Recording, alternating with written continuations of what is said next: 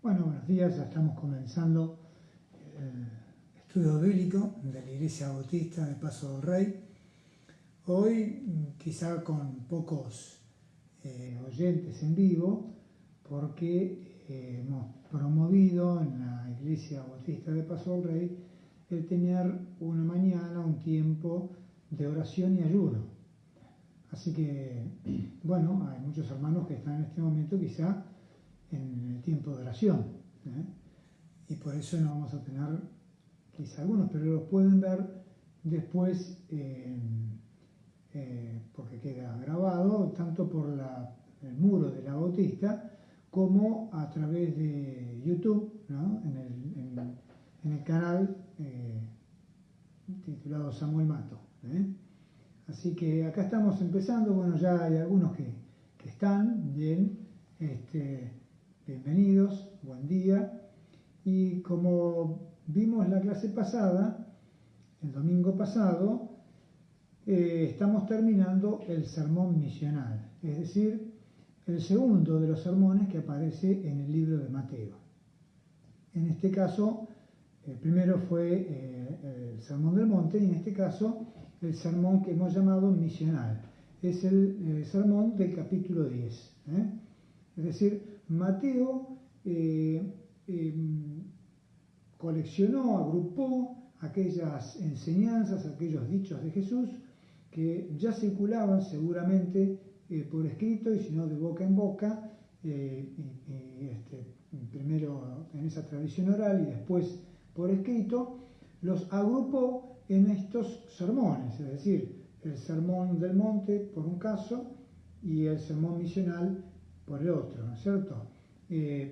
Marcos y Lucas, siguiendo otra línea, no hicieron esta compilación de enseñanzas, sino que fueron ubicando las enseñanzas dentro del contexto histórico, más que nada Lucas. Pero Mateo agrupó todas esas enseñanzas, y acá tenemos ahora agrupadas enseñanzas en relación con el envío de los apóstoles, ¿no? Obviamente que todo eso, como habíamos visto, dado a los apóstoles, es transferido a la iglesia, porque la iglesia tiene esa tarea apostólica. Entonces es para cada uno de los creyentes, de los hijos de Dios, cada una de estas enseñanzas misionales, ¿no es cierto?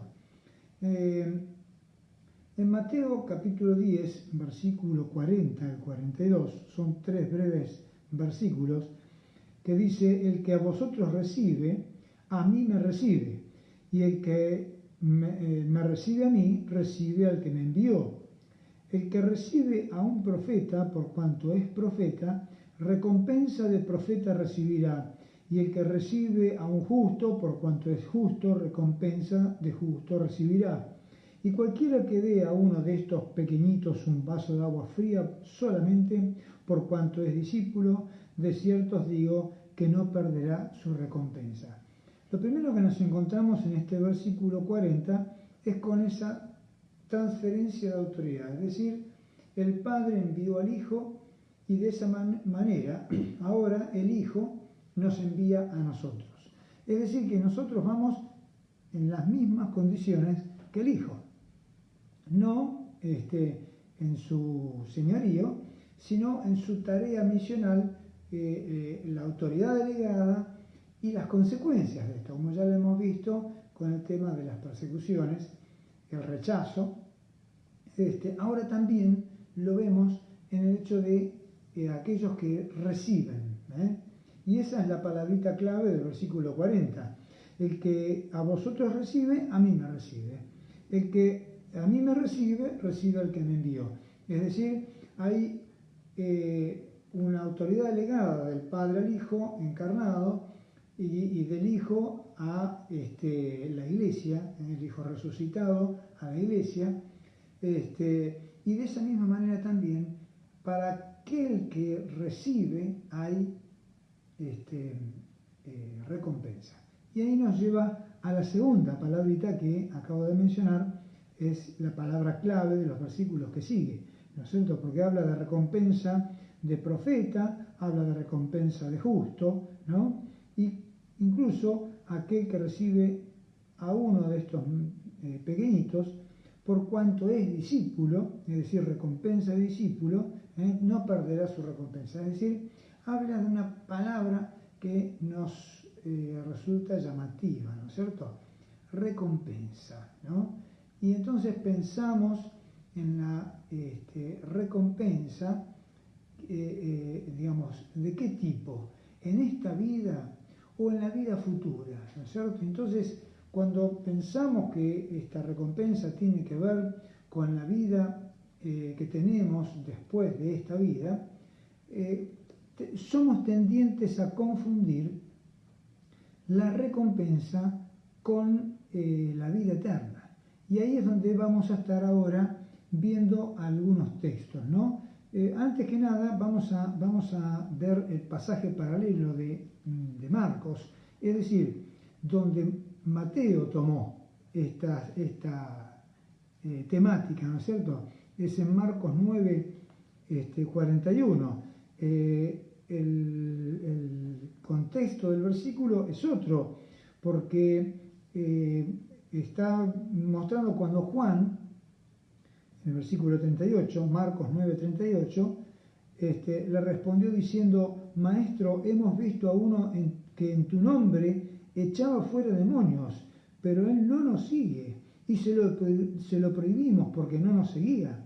Pero Jesús dijo: no se lo prohibáis, porque ninguno hay que haga milagro en mi nombre que luego pueda decir mal de mí, porque el que no es contra nosotros, por nosotros es. Y cualquiera que os diere un vaso de agua en mi nombre, porque sois de Cristo, de cierto os digo que no perderá su recompensa. En este texto, si bien el contexto es otro, que es el caso de haber encontrado gente una persona que estaba echando fuera demonios sin seguir a Jesucristo, el versículo 41 es aquel en el que Mateo se basó para agregar acá en el sermón misional, ¿no es cierto? Pero hay una distinción en este versículo de Marcos 9:41, y dice: porque sois de Cristo, es decir, como agregando un detalle, ¿no es cierto?, que es el vaso de agua o el servicio con la conciencia de que son de Cristo, es decir, son discípulos. Entonces, ese no perderá su recompensa. Lo mismo pasaba en el versículo de Mateo 10:42, ¿no es cierto?, cuando dice: por cuanto es discípulo. Pero el otro nos enfatiza que el que da el servicio sabe que es discípulo, sabe que es de Cristo. Entonces lo hace pensando en ese sentido. Sabe que es discípulo, sabe que es de Cristo, entonces está recibiendo a Cristo, está recibiendo la enseñanza, está recibiendo la predicación, está recibiendo no solamente a la persona que viene, sino con quién viene con Cristo. Entonces esa persona genera un servicio hacia el que viene con Cristo, y entonces lo está recibiendo a Cristo. Y la verdad que es bueno saberlo, que cuando alguien nos recibe, ¿no es cierto?, en realidad no nos está recibiendo a nosotros, está recibiendo a Cristo. Y cuando alguien está rechazándonos, en realidad no nos está rechazando a nosotros, está rechazando a Cristo, ¿no? Entonces esa es la causa principal. No nos podemos ni angustiar porque nos rechazan, ni tampoco nos podemos enaltecer porque nos reciben, porque todo tiene que ver con que está Cristo con nosotros, ¿no? Entonces, volviendo al tema de la recompensa, ¿no?, tenemos que afirmar el tema de que la salvación no es una recompensa, no es un premio, sino que es un regalo que se recibe o se rechaza, ¿no? Por eso volvemos a ver Efesios capítulo 1. Digo volvemos porque ya en otra oportunidad, en estos videos, en estos estudios que estamos filmando, vimos estos textos, ¿no? Y en este caso vamos a empezar por Efesios 1, versículo 11, podríamos poner, ¿no es cierto?, para mostrar que viene hablando de Cristo. En Él, asimismo, tuvimos herencias, habiendo sido predestinados conforme al propósito del que hace todas las cosas, según el designio de su voluntad, a fin de que seamos para alabanza de su gloria, nosotros los que primeramente esperábamos en Cristo. En Él, en Cristo, también vosotros, habiendo oído la palabra de verdad, el evangelio de vuestra salvación, y habiendo creído en Él, fuiste sellados con el Espíritu Santo de la promesa, que es las arras de vuestra herencia hasta la redención de la posesión adquirida para la alabanza de su gloria. Es decir, acá nos muestra el camino que tenemos que recorrer para nosotros recibir el Espíritu Santo, que es las arras, es decir, la garantía y anticipo de esa herencia que se va a manifestar, como dice acá el versículo 14, cuando Cristo venga, ¿no? Nosotros hemos sido adquiridos por Cristo. Él compró nuestras vidas con un precio muy alto, derramando su sangre en la cruz, y hemos sido comprados por precio. Ahora, esa redención nosotros ya la tenemos, pero se va a manifestar cuando Cristo venga. Pero para nosotros haber podido recibir esa bendición de la herencia, para poder haber podido recibir el anticipo, las arras, que es el Espíritu Santo en nosotros hemos, primeramente dice, habiendo oído la palabra, de verdad, el evangelio de vuestra salvación, y habiendo creído en él, fuiste sellados con el Espíritu Santo. Es decir, que hay que recorrer este camino. Este es el primer paso. El primer paso y el único es haber escuchado, haber recibido ese evangelio de Jesucristo, haber tenido la buena noticia de que Cristo pagó en la cruz nuestros pecados, y entonces, habiendo creído en él, recibimos el Espíritu Santo. Y vuelvo a enfatizar esto en el capítulo 2, cuando en el versículo 1 dice, y Él os dio vida a vosotros cuando estabais muertos en vuestros delitos y pecados, y para adelantarnos un poquito, dice en el versículo 4, pero Dios, que es rico en misericordia, por su gran amor con que nos amó, aún estando muertos en pecados, nos dio vida juntamente con Cristo. Por gracia sois salvos, y juntamente con Él nos resucitó y asimismo nos hizo sentar en lugares celestiales con Cristo, para mostrar en los siglos venideros las abundantes riquezas de su gracia en su bondad para con nosotros en Cristo. Porque por gracia sois salvos por medio de la fe, y esto no de vosotros, pues es don de Dios, no por obras, para que nadie se gloríe. Porque somos hechura suya, creados en Cristo Jesús, para buenas obras, las cuales Dios preparó de antemano para que anduviésemos en ellas. Es decir, nosotros somos salvos, como los van enfatizando de forma insistente estos versículos, por gracia, para mostrar las riquezas de su gracia y en su bondad. Y dice el versículo 8, porque por gracia sois salvos por medio de la fe, es decir, es un favor inmerecido. Nosotros no lo hemos merecido, no es un premio, no es una recompensa que obtenemos porque lo hemos merecido, no, sino por gracia, es un favor inmerecido, ¿no es cierto? Así que por gracia somos salvos por medio de la fe, habiendo oído y habiendo creído, ¿no es cierto? Entonces nosotros recibimos por gracia esta salvación. Y aclara el versículo 9, no por obras para que nadie se gloríe, es decir, nadie va a poder llegar al cielo y decir, yo lo logré, yo lo alcancé, lo logré por mis buenas obras, mi buena acción, yo logré, alcancé, ¿no es cierto?, logré el premio, logré la recompensa. No, ese es el sentido de la palabra recompensa. Somos salvos por gracia. Pero también el versículo 10, y es importante marcarlo, dice, somos hechuras suyas, es decir, somos creados nuevamente, porque somos una nueva creación, y dice, creados en Cristo Jesús para buenas obras.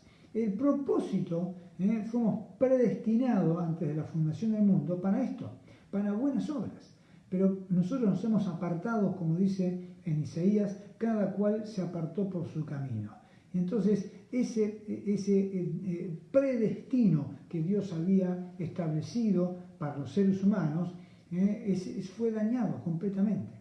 Así que el pecado corrompió todo eso, ¿no? De tal manera que tuvo que venir Cristo para Él poder hacer el camino de salvación. Jesucristo es el camino, el único camino para llegar al Padre y tener salvación. Y entonces, de esta manera, aquello que antes de la fundación del mundo fue predestinado para nosotros, ahora es posible a través de Cristo. Es decir, fuimos creados para buenas obras. El propósito de nuestra existencia es esas buenas obras que Dios preparó de antemano para que nosotros anduviésemos en ellas. Es decir, que de ninguna manera nuestras buenas obras nos van a premiar el hecho de poder entrar en su cielo, sino por el hecho de que hemos entrado en su cielo por su gracia, por su bondad, por su gran amor, su misericordia, ¿no es cierto? Como que nos amó. Nosotros, a través de la fe, habiendo ido y habiendo creído, ahora nosotros, habiendo entrado en su gracia, teniendo esta salvación segura por la esperanza que tenemos en Él, esperanza segura, entonces ahora nosotros estamos preparados para esas buenas obras. Las buenas obras fueron preparadas para que nosotros las hagamos, ¿no? Entonces, no es una recompensa el hecho de ir al cielo, ¿no? Pero sí la Biblia habla de recompensa, ¿no es cierto?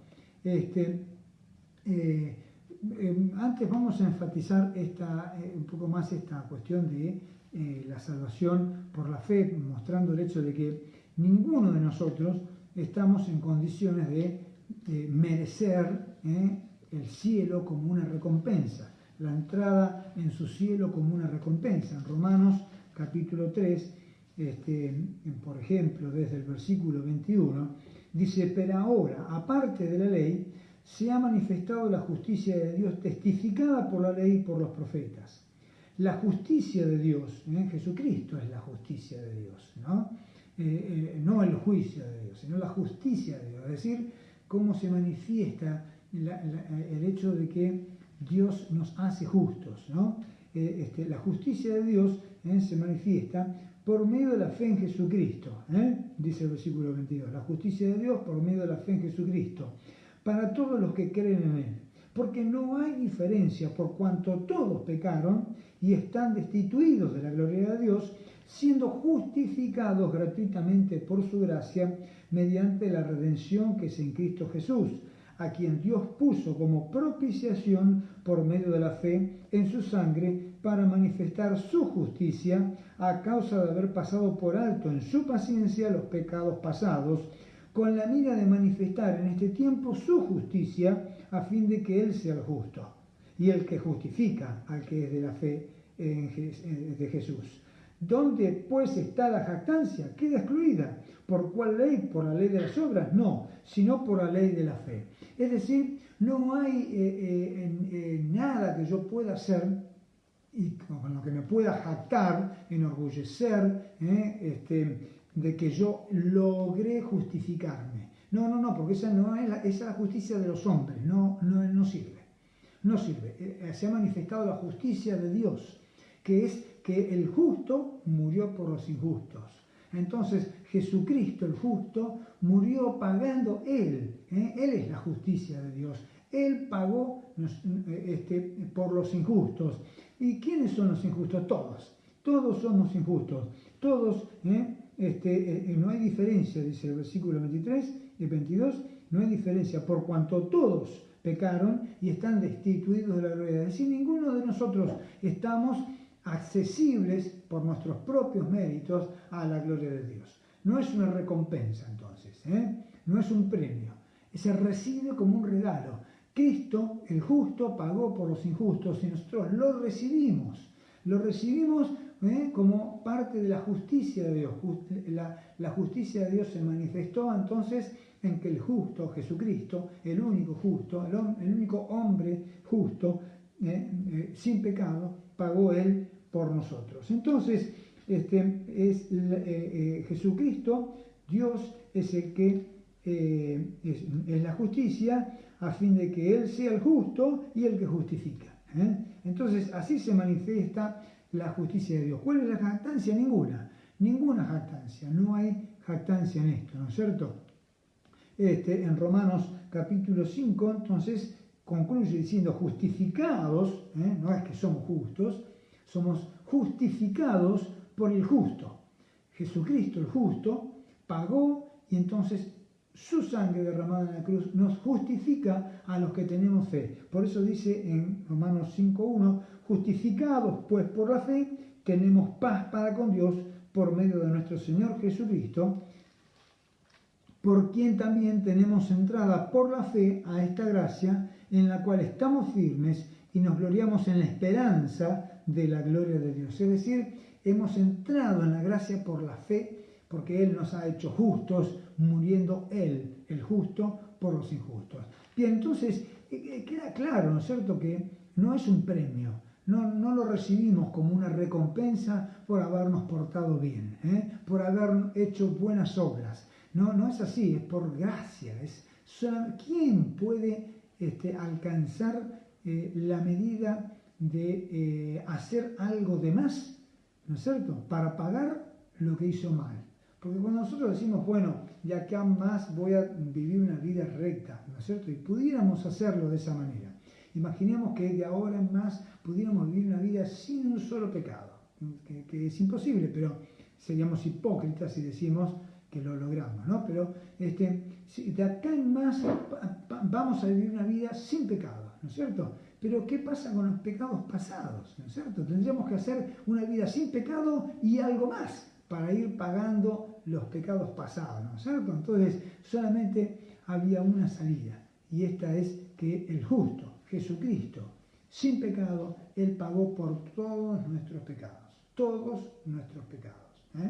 Entonces así nosotros por la gracia, por la fe tenemos entrada a esta gracia, ¿no es cierto? Y somos llamados justos habiendo sido pecadores. Entonces, no es que vamos a entrar al cielo como una recompensa. Así que habla la palabra entonces de recompensa, pero no necesariamente de la salvación. O sea, no es la salvación la recompensa, aunque sí se habla, ¿no?, de la corona de la vida eterna.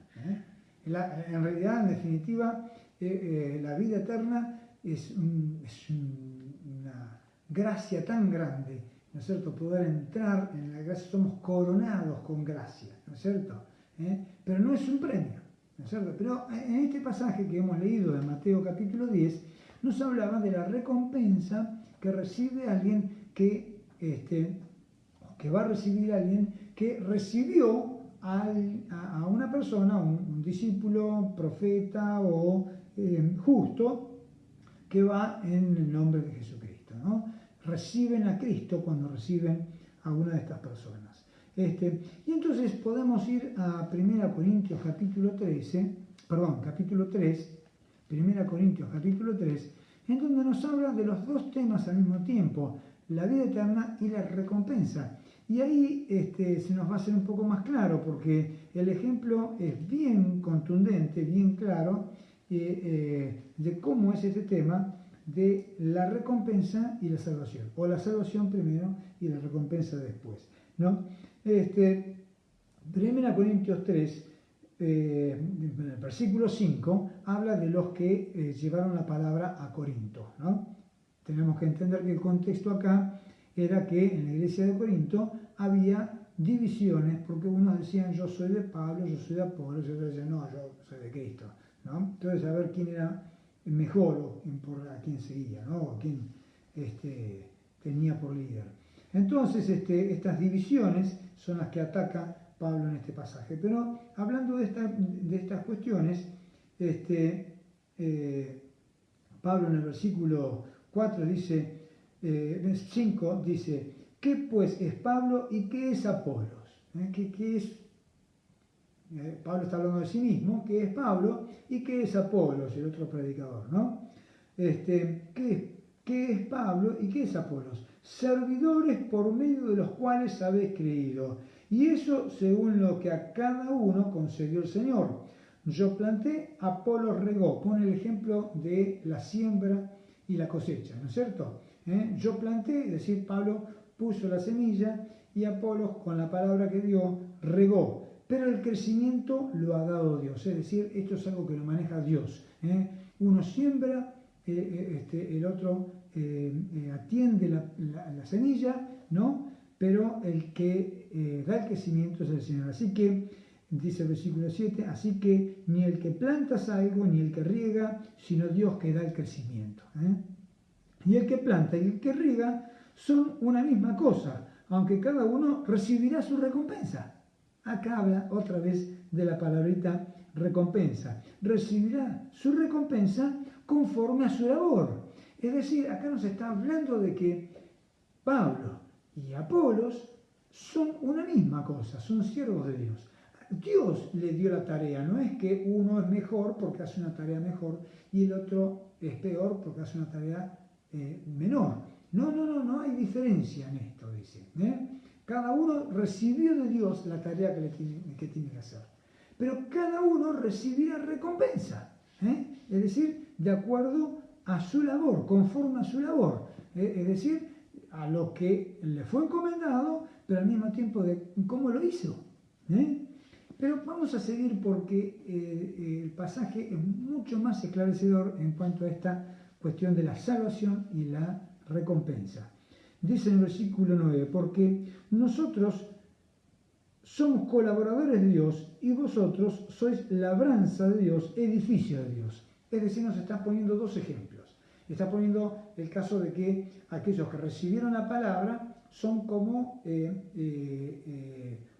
una huerta, una labranza, una huerta, un lugar donde se cosecha y se recibe fruto, ¿no? Pero también son como un edificio, es decir, pone dos ejemplos. En definitiva, los que reciben la palabra son como un huerto, como una labranza, o son como un edificio. Son dos ejemplos que hablan de dos cosas distintas, pero de las mismas personas. Entonces, Pablo sembró y Apolos regó. Les está diciendo, ustedes son el huerto. Y el fruto, el crecimiento de ese huerto, lo generó Dios. Ustedes son esa tierra labrada. Pero también son como un edificio, dice, ¿no es cierto? Conforme a la gracia que Dios me ha dado, dice el versículo 10,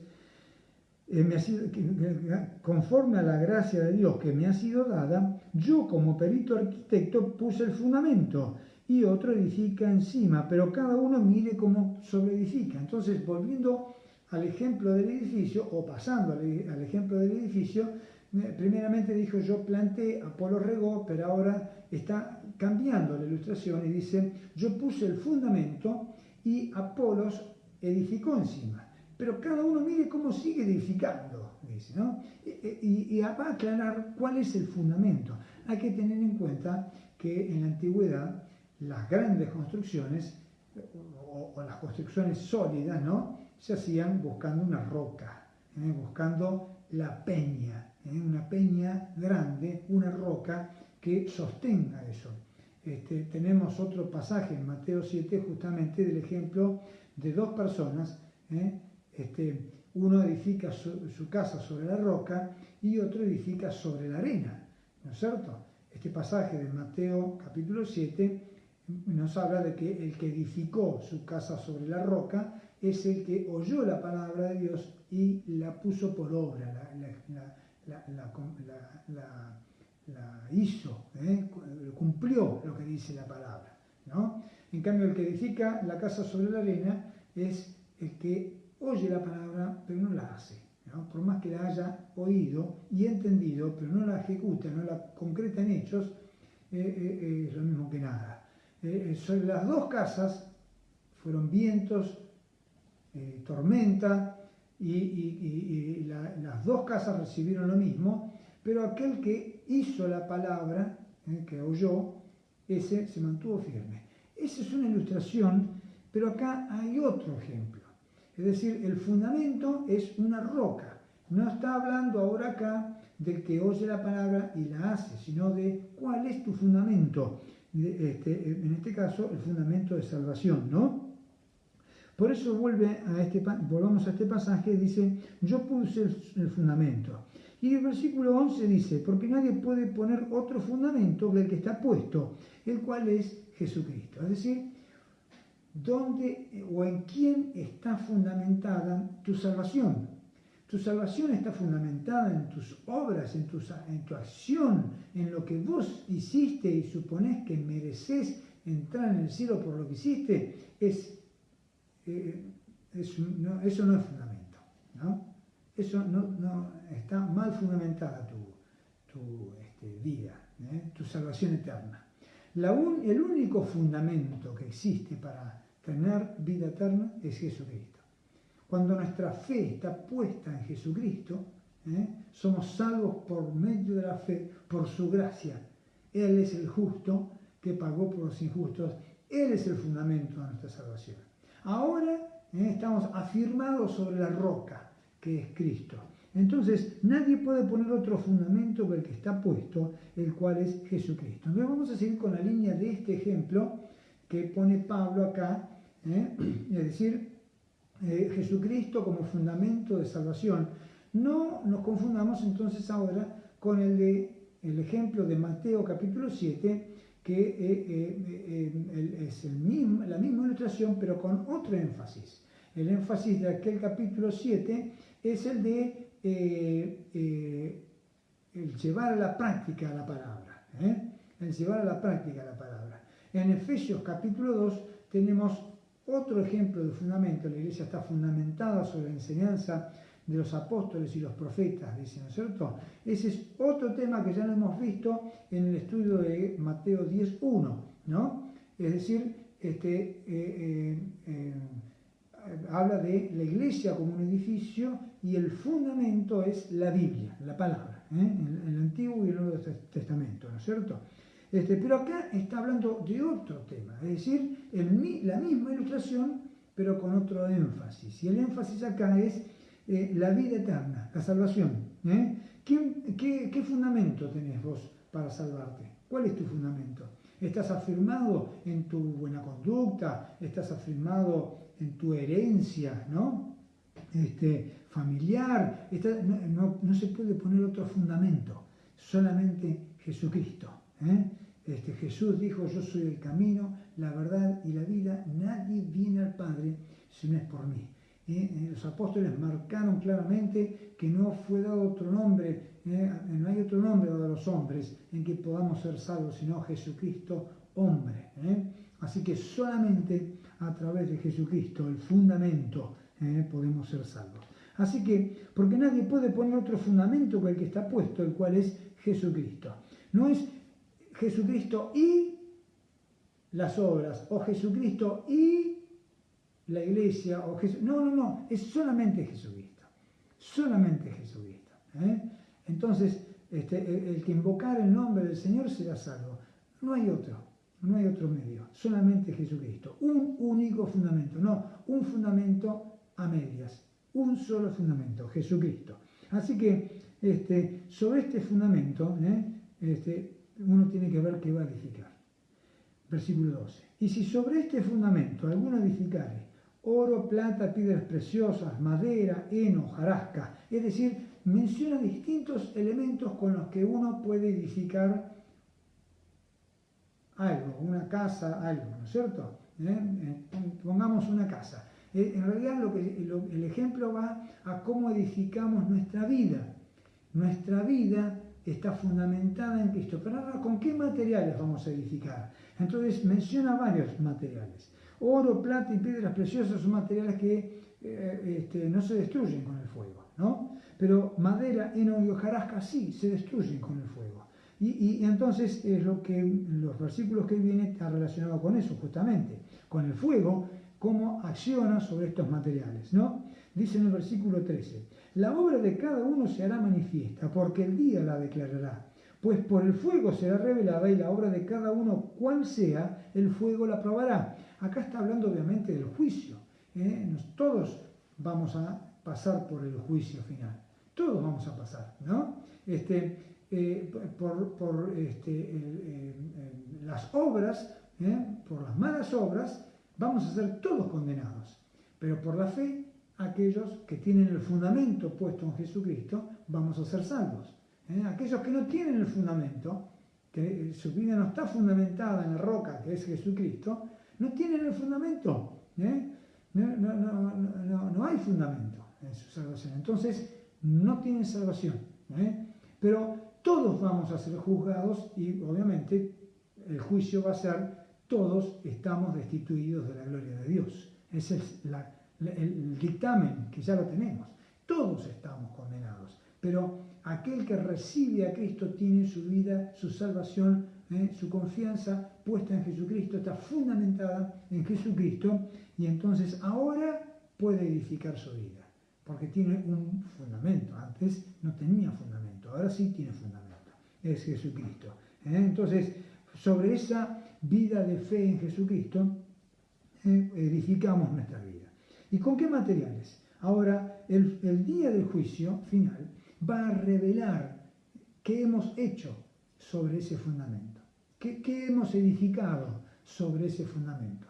Hemos edificado con materiales que son oro, plata y piedras preciosas. ¿Qué pasa con el fuego sobre esos materiales? Son purificados, no son dañados, sino todo lo contrario. El oro pasa por el fuego, ¿no es cierto? Y es purificado porque se consume la escoria queda sobre el oro, ¿no es cierto? Se funde el metal, la plata pasa lo mismo, se funde el metal, ¿no? Y la escoria, la suciedad queda por arriba, entonces es sacada. Así que el fuego purifica al oro, la plata, las piedras preciosas no les hace nada, ¿no? ¿Qué hace entonces con el heno, la madera y la hojarasca el fuego? Los consume totalmente, ¿no? Los consume totalmente. Por eso el versículo 14 dice, si permaneciere la obra de alguno que sobreedificó, recibirá recompensa. Ahí aparece la palabrita.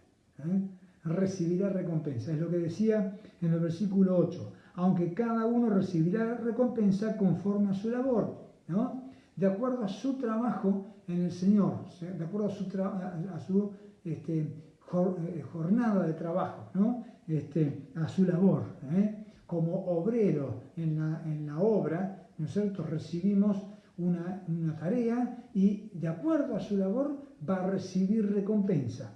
No al tipo de tarea, ¿no? Sino a la forma en que realizó la tarea.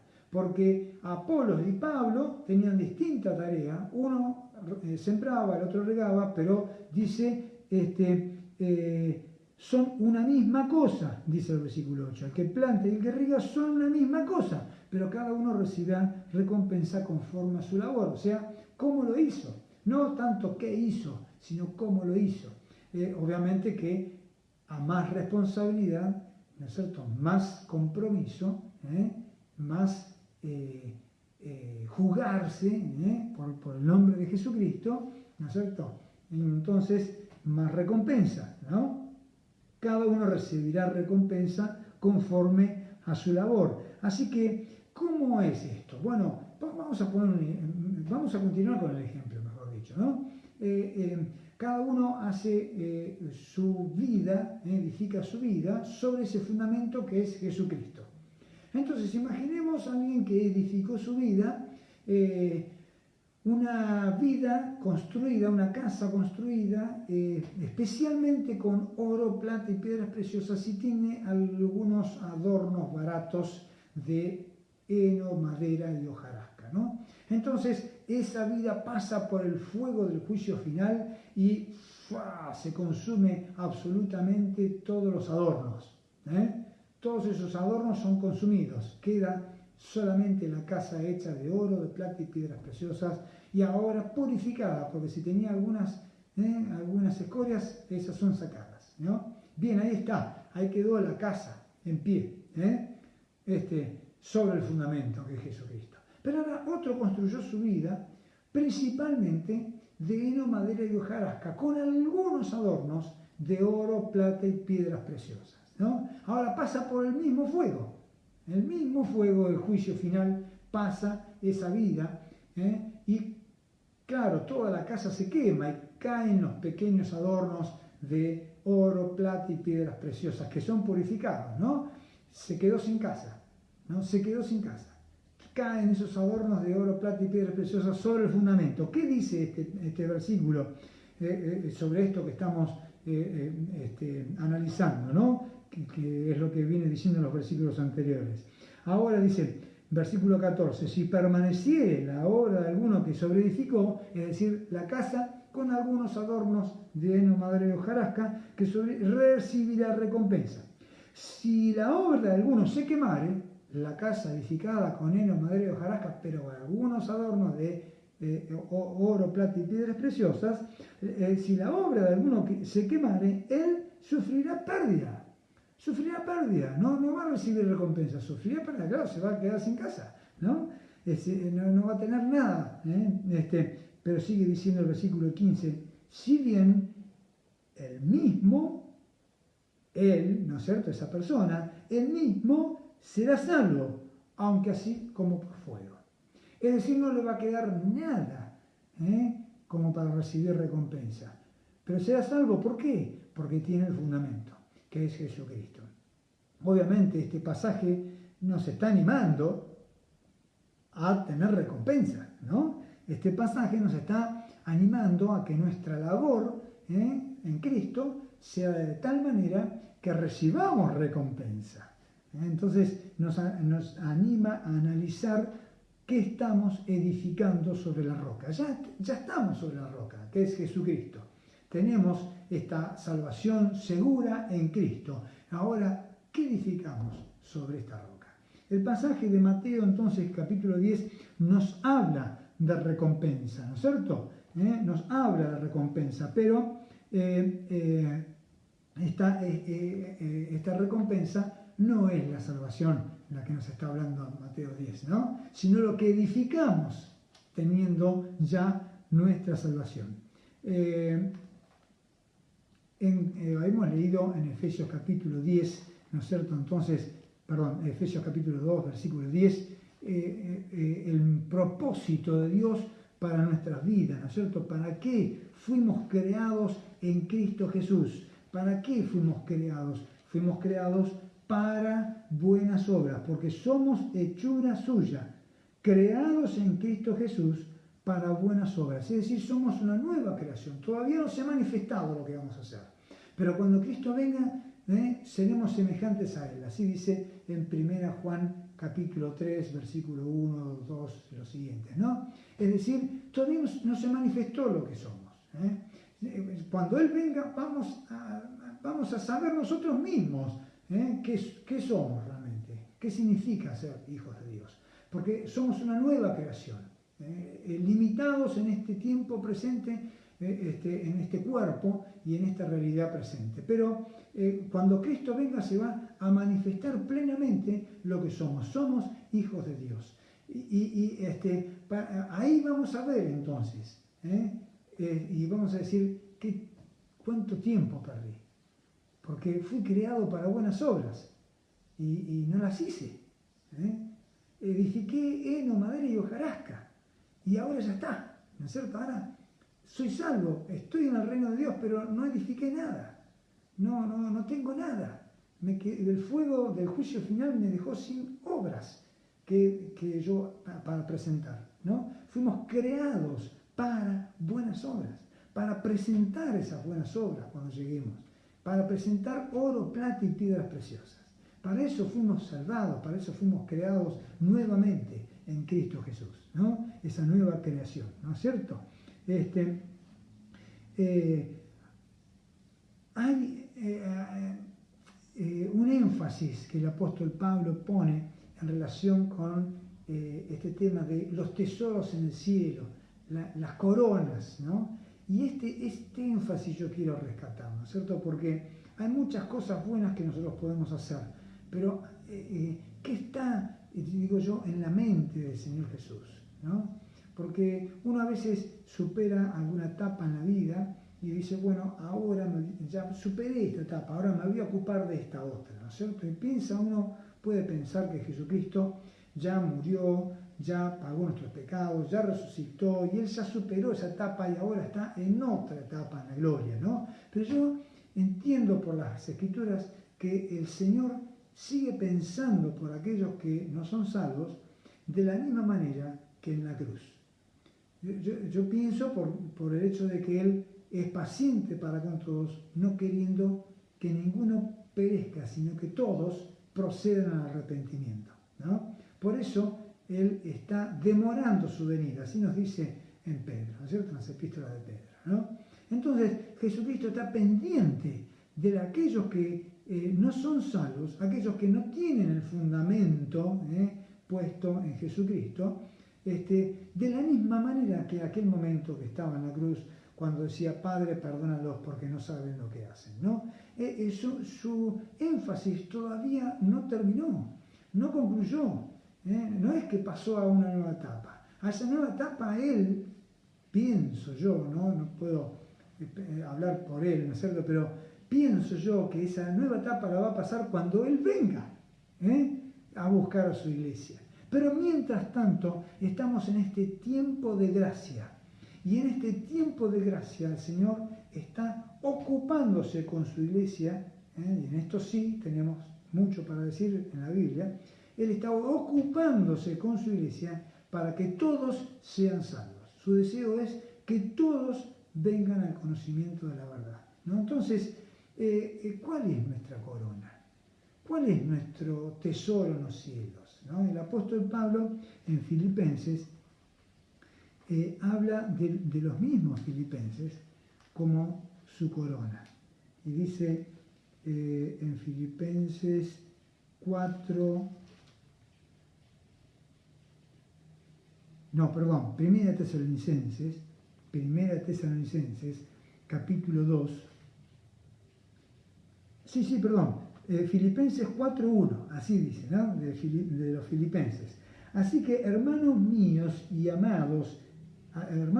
amados y deseados, gozo y corona mía, estad firmes en el Señor, amados. Los llama corona mía. Es decir, los filipenses que habían conocido al Señor a través de Pablo eran su corona. Y ahora sí vamos a Tesalonicenses. Tesalonicenses capítulo 2. Primera Tesalonicenses capítulo 2. Vuelve a referirse a los tesalonicenses ahora, no a los filipenses, a los tesalonicenses. Primera Tesalonicenses 2:19. Porque, ¿cuál es nuestra esperanza o gozo, o corona de que me gloríe? ¿No lo sois vosotros delante de nuestro Señor Jesucristo en su venida? Vosotros sois nuestra gloria y gozo. Fíjense lo que está diciendo. Cuando Cristo venga en su venida, ustedes son mi gloria y mi gozo. Voy a poner una ilustración que a nosotros hoy día nos resulta real, concreta, ¿no? Deseamos encontrarnos con nuestros hermanos. Esta cuarentena nos aleja de nuestros hermanos, no solamente nuestros hermanos, nuestros familiares, amigos, tantas personas. Esta cuarentena nos impide encontrarnos y disfrutar de la comunión con los hermanos, ¿no? Qué gozo va a ser el día que podamos, una vez que termine todo esto y podamos volver a juntarnos como iglesia para un culto de adoración al Señor, ¿no? Qué gozo va a ser volver a encontrarnos, ¿no? Ahora, imagínense encontrarnos en la eternidad con todos aquellos familiares, hermanos en Cristo, ¿no? Encontrarnos en la eternidad con ellos. ¿Qué gozo que va a ser? ¿Sí? Para nosotros va a ser un gozo muy grande encontrarnos después de esta cuarentena. Imagínense lo que va a ser encontrarnos en la eternidad. Pero Pablo está diciendo algo más grande todavía. Algo mayor que encontrarnos con nuestros familiares y nuestros hermanos que hemos compartido la vida de iglesia y de familia y han creído en Cristo y nos vamos a encontrar con ellos en la gloria. Pablo está diciendo algo mayor todavía. Encontrarnos con aquellos por los cuales aquellos que han recibido a Cristo como su Salvador por nuestra predicación, por nuestra palabra. Aquellos a los cuales Eso quería decir, aquellos a los cuales alguna vez nosotros le hemos dado alguna palabra, es decir, hemos sembrado o hemos regado. Y no sabemos qué pasó con ellos, no sabemos si recibieron a Cristo o no, o algunos sí sabemos que claramente han recibido a Cristo, otros los hemos ayudado orando a que reciban a Cristo y nos vamos a encontrar con ellos allá en el cielo. Es un gozo. Y no hay alegría más grande que esa, que decir finalmente le entregaste tu vida a Cristo y estás acá. Eso es un gozo tremendo. Esa es nuestra corona, esa es nuestra alegría, eso es lo que realmente nos trae felicidad. ¿Qué otra corona podemos tener? ¿Qué otra bendición mayor podemos tener que encontrarnos con aquellas personas que recibieron a Cristo? ¿Qué otra recompensa podemos tener mayor que esa? ¿Cuántas cosas queremos a veces lograr y tener? Y hay personas que todavía no conocen a Cristo, ¿no es cierto? Y cuando ellos reciben a Cristo en su corazón, es una recompensa que ya la tenemos ahora, pero mayor va a ser cuando lo podamos ver allá en la eternidad. Hay recompensa, pero es una recompensa de fe. No es una recompensa de orgullo. Sí habla, por ejemplo, de ciertas recompensas basadas en el orgullo, y tenemos que ir a Mateo, capítulo 6, cuando el Señor Jesús habla de tres cosas que eran muy importantes para los religiosos de la época, que eran la limosna, el ayuno y la oración. Los religiosos de aquella época veían estas tres cosas como lo más grande que se podía hacer, ¿no? La limosna, entonces dice en Mateo capítulo 6, versículo 1, guardaos de hacer vuestra justicia delante de los hombres para ser vistos de ellos. De otra manera no tendréis recompensa de vuestro Padre que está en los cielos. Cuando pues des limosna, no hagas tocar trompeta delante de ti como hacen los hipócritas en las sinagogas y en las calles para ser alabados por los hombres. De cierto os digo, ya tienen su recompensa. Mas tú cuando des limosna, no sepa tu izquierda lo que hace tu derecha, para que sea tu limosna en secreto, y tu Padre que ve en lo secreto te recompensará en público. Lo mismo pasa con la oración, ¿no? Lo mismo dice acá en el versículo 5, para ser vistos de los hombres, de cierto os digo que ya tienen su recompensa.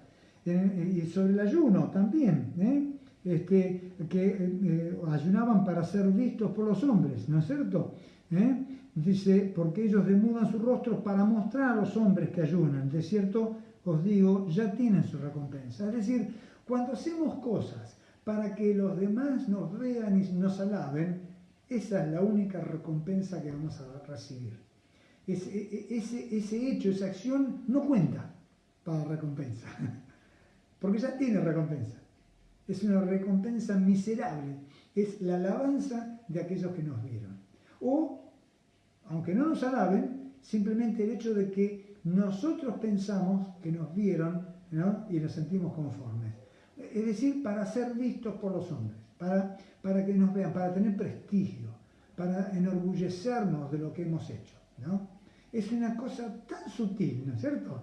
Pero fíjense que ese hecho, el hacer las cosas para ser reconocidos por los demás, o para yo pensar que tengo reconocimiento de los demás, ese simple hecho hace que eso sea la única recompensa que yo tenga. Es decir, la búsqueda de una recompensa en este tiempo anula la recompensa que Dios tiene preparada en los cielos. Qué cosa tremenda, ¿no es cierto? La búsqueda de una recompensa terrenal, ¿no es cierto?, nos priva de una recompensa maravillosa en los cielos. Hay recompensa para aquel que sirve al Señor, que hace la obra, que trabaja, es decir, para el que ayuda, para el que ora, para el que ora con intensidad en el ayuno. Hay recompensa, pero en los cielos. Pero en los cielos, ¿no es cierto? Es decir, las obras son preparadas para que nosotros andemos en ellas y la verdad no estamos haciendo nada de más. Es lo que deberíamos hacer. Pero Dios en su gracia, en su misericordia, nos da recompensa en los cielos, ¿no es cierto? En los cielos. Qué lindo que es esto. Bueno, tenemos un ejemplo de alguien que recibió, se menciona en Hebreos, alguien que recibió a aquellos que iban de parte de Dios. En Hebreos se menciona a Agar, perdón, a Rahab. Hebreos capítulo 11, versículo 31.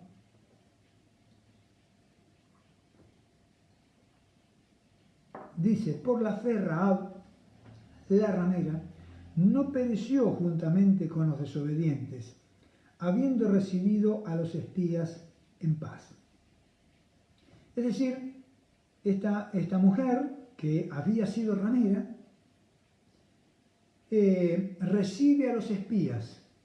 Y como recibió a los espías, tuvo recompensa. El pasaje está en el libro de Josué. Es un pasaje largo que no sé si vamos a leerlo ahora, porque no vamos a tener tiempo, pero vamos a marcar algunas cositas.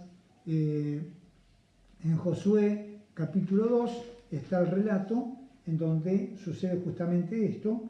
Dice Josué 2:1, dice que Josué, hijo de Nun, envió desde Sittim 12 espías secretamente, diciéndole, andad, reconocer la tierra y a Jericó. Y ellos entraron en casa de una ramera que se llamaba Rahab y posaron allí. Bueno, fue dado aviso al rey de Jericó de que habían esos 2 hombres extranjeros y los tenían por espías. Ya sabían Jericó que el pueblo de Israel estaba próximo a llegar y había temor entre ellos. Es lo que describe la mujer. La mujer Rahab empieza a contar en el versículo 11, por ejemplo, dice, y oyendo esto ha desmayado nuestro corazón, habla de los habitantes de Jericó, ni ha quedado más aliento en hombre alguno por causa de vosotros, porque Jehová vuestro Dios es Dios arriba en los cielos y abajo en la tierra. Es decir, esta mujer, Rahab, había creído en la grandeza, en la soberanía de Dios sobre todas las cosas y que Dios estaba con los israelitas. Así que iban a llegar ahí y sin duda iban a poseer la tierra. Así que Rahab tuvo fe primero en Dios y entonces por eso tomó a los cuidó, los protegió a estos 2 espías, ¿no? Manda al rey por otro camino y hace descender por el muro a estos espías, pero les toma promesa. Cuando vengan, prometan que no van a matar a mi familia, ¿no? Así que hubo un pacto y este pacto se marcó con un cordón de grana. En el versículo 21 dice, ella respondió, sea así como habéis dicho. Luego los despidió y se fueron y ella ató el cordón de grana en la ventana. Este cordón de grana vino a ser como la sangre del cordero en el dintel en Egipto, en el dintel de las puertas de aquellos que eran israelitas en el momento de la muerte de los primogénitos, ¿no? Este cordón de grana vino a ser como la sangre de ese cordero y como para nosotros el fundamento de la fe en Jesucristo. Es decir, este cordón de grana no fue más que un símbolo, ¿no es cierto?, que era acá está la casa, ¿no es cierto?, pero al mismo tiempo era una señal de pacto. Nosotros hemos hecho pacto con Jesucristo en la sangre de Jesucristo derramada en la cruz. Y de esa misma manera, ¿no es cierto?, que ella hizo esta señal de esa fe puesta. Nosotros también entregamos nuestra vida a Jesucristo, porque ella primero había creído en el Dios todopoderoso y soberano, pero mostró esa fe recibiendo a los espías. Mostró que creía en ese Dios todopoderoso que iba realmente a tomar Jericó con el pueblo de Israel, mostró esa fe recibiendo a los espías. Y esto es lo que nos dice en Santiago capítulo 2, ¿no? Porque este capítulo de Santiago nos puede parecer una contradicción con lo que dice en el libro de Romanos, ¿no? Porque dice desde el versículo 14, Santiago 2:14, hermanos míos, ¿qué aprovechará alguno si dice que tiene fe y no tiene obras? ¿Podrá la fe salvarle? Si un hermano o una hermana están desnudos y tienen necesidad del mantenimiento de cada día, y alguno de vosotros les dice, id en paz, calentaos y saciaos, pero no les dais las cosas que son necesarias para el cuerpo, ¿de qué aprovecha? Así también la fe, si no tiene obras, es muerta en sí misma. Tenemos que aclarar entonces que cuando el apóstol Pablo está hablando de fe, está hablando de confianza. Y cuando Santiago está hablando de fe, está hablando de creencia. Son dos formas diferentes de hablar, de darle sentido a la palabra fe. Pablo está hablando de fe en confianza. Abraham fue salvo por la fe, que es confiar en Dios. Ahora, acá está hablando de tu fe, tu creencia, es hueca, es sin sentido si no tiene obras. En Romanos, Pablo, bueno, en las otras epístolas, Pablo habla de obras en el sentido de rituales. En Romanos está diciendo, los ritos de la ley no nos salvan, los rituales que son propios de la religiosidad no nos pueden salvar. Santiago acá está hablando de obras que son acciones de amor basados en la fe. Es decir, lo que tuvo Abraham, lo que hizo Abraham y lo que hizo Rahab fueron obras basadas en la fe, obras de amor, obras de acciones que demuestran que se tiene confianza. Pero sigamos con el pasaje porque el mismo pasaje nos ayuda a entender. Dice, así también la fe sin obras es muerta en sí misma. Y en el versículo 18 dice, pero alguno dirá, tú tienes fe, yo tengo obras, muéstrame tu fe sin tus obras y yo te mostraré mi fe por mis obras. Acá nos aclara, mi fe se muestra por mis obras. No puedo decir, tengo fe, confío en Dios, si no doy ese paso de fe y muestro en mi acción cotidiana que tengo fe, ¿no? Ahora, versículo 19, tú crees, y acá viene una palabra que nos muestra que Santiago se está refiriendo a fe en el sentido de creencia. Dice, tú crees que Dios es uno, tu creencia, tu doctrina, lo que vos crees, bien haces en creerlo. Los demonios creen y tiemblan. Lo que vos crees, Satanás también lo cree. Él estuvo ahí cuando se escribían, cuando pasaban las cosas. Satanás cree todo eso. Así que no hay ninguna diferencia entre el creer de Satanás y el creer de un religioso. No hay diferencia entre eso, ¿no? Ahora, Satanás y los demonios tiemblan porque saben de su condenación. Así que el creer no es suficiente. Hay que tener fe en el sentido de confianza. Y esa fe en el sentido de confianza nos lleva a obras de acción, de amor y de servicio, ¿no? Ahora, las obras que son producto de la creencia, nada más, que son los rituales, no nos sirven de nada, no nos llevan a nada. El versículo 20, ¿mas quieres saber, oh hombre vano, que la fe sin obras es muerta? ¿No fue justificado por las obras Abraham, nuestro padre, cuando ofreció a su hijo Isaac sobre el altar? Claro, él mostró que tenía fe al llevar a su hijo y ponerlo sobre el altar y levantar el cuchillo. Y por eso el Señor lo detuvo, por eso el Señor lo detuvo. ¿No? Obviamente que Dios iba a proveerle cordero para reemplazar a Isaac, y ese cordero iba a ser Jesucristo, ¿no? Me reemplazó a mí, nos reemplazó a todos, no solamente a Isaac, ¿no? El cordero ya fue provisto, pero Abraham mostró su fe al llevar hasta ese punto límite a su hijo Isaac. ¿No ves que la fe actuó juntamente con sus obras? Y que la fe se perfeccionó por las obras. Si no lo hubiera hecho, esa fe no hubiera aumentado. Porque, es decir, cada vez que ejecutamos obras de fe, la fe crece. Dice, y se cumplió la escritura que dice, Abraham creyó a Dios y le fue contado por justicia y fue llamado amigo de Dios. vosotros veis pues que el hombre es justificado por las obras y no solamente por la fe. Es decir, las obras muestran que hay fe. Asimismo también Rahab, acá aparece, la ramera, ¿no fue justificada por las obras cuando recibió a los mensajeros y los envió por otro camino? Porque como el cuerpo sin espíritu está muerto, así también la fe sin obras está muerta. Es decir, fuimos creados por Dios para hacer estas buenas obras. Las buenas obras manifiestan que tenemos fe, que confiamos. Nuestro fundamento es un fundamento firme, que es Jesucristo. Como tenemos un fundamento firme, nos lanzamos en fe a hacer obras de fe y de amor y de servicio. Es decir, las obras que Dios preparó de antemano para que anduviésemos en ellas. Obviamente que estas obras de fe no van a quedar sin recompensa, porque muestran que hemos tenido fe. De acuerdo a la medida de fe que Dios repartió cada uno. Es decir, vamos creciendo en fe a medida que ejercemos fe, a medida que ponemos en práctica la fe.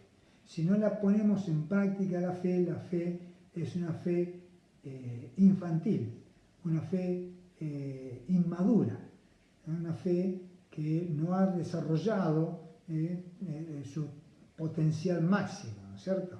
A medida que nosotros nos lanzamos en fe, nosotros entonces vamos poniendo en práctica la fe en obras, y esas obras van a tener recompensa.